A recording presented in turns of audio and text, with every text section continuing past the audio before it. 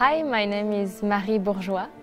I am a performer, artistic assistant and sometimes choreographer with Johan Bourgeois. And I come from the dance world, even though I always loved to discover new practices. And I am here to co-create a new creation for NGT1 with Johan. Bonjour, je m'appelle Johan Bourgeois, je suis directeur artistique et j'ai comme background différentes disciplines artistiques, le théâtre d'abord, le cirque, la danse, et j'ai l'impression qu'aujourd'hui notre travail reflète un peu cette hybridité des langages. Voilà.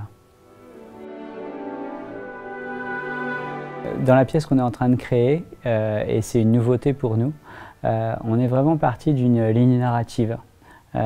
C'est vraiment rarement le cas. Mais là, on a voulu partir d'une histoire très simple pour organiser ensuite l'ensemble. Et cette histoire, elle représente deux personnages, un rêveur et un rêvé. Et tous les autres êtres ne sont pas véritablement des personnages, ce sont comme des esprits. Nous, on appelle ça les esprits de la nuit. C'est les opérateurs du rêve. Et opérateur, ça nous a conduit au monde de la technique.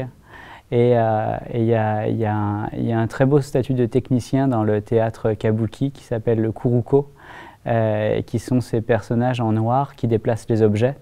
Et on a voulu faire justement de ces déplacements d'objets des chorégraphies. Voilà, c'est vraiment autour de l'univers du rêve. On raconte un rêve, une rencontre dans un rêve.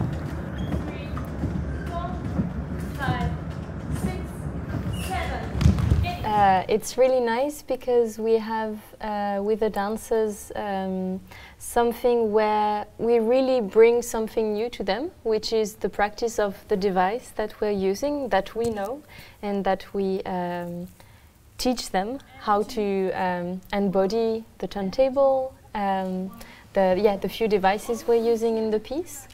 But also we really collaborate with them to create some material. And I think it's very interesting to have both, to have something where we have something to give them some food, but also to put them in a place where they can use their creativity to collaborate on that show.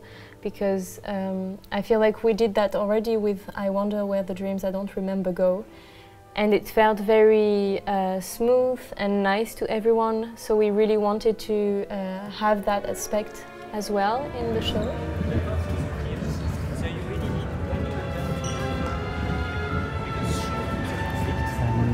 Peut-être dire que dans cette création, on utilise un dispositif qu'on connaît très bien, qui est la tournette, et une tournette qui va vite, et seulement on la combine avec un autre device, qui est le harnais et un certain nombre d'objets. C'est vraiment des choses très basiques, mais selon notre angle d'attaque, on peut leur donner différentes éloquences. Et là, en l'occurrence, ce qui nous plaît avec la tournette, c'est que la force centrifuge éloigne les corps, disperse les corps du centre vers l'extérieur. Donc c'est quelque chose, cette sorte de dispersion qui, dans le paysage qu'on construit, un paysage cérébral, fait sens avec l'oubli. Ça, c'est une première chose. Et la deuxième chose, c'est qu'on cherche un flow aussi, hein, dans la manière d'interagir avec ces phénomènes physiques. Et c'est pareil d'être soi-même flux, d'être vecteur de ces forces.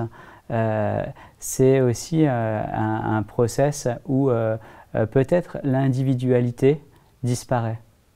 Et ça nous intéresse beaucoup poétiquement.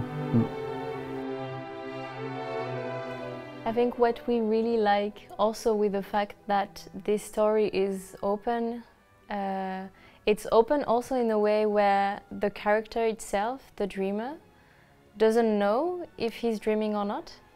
And I think we all have experienced this daydreaming kind of state.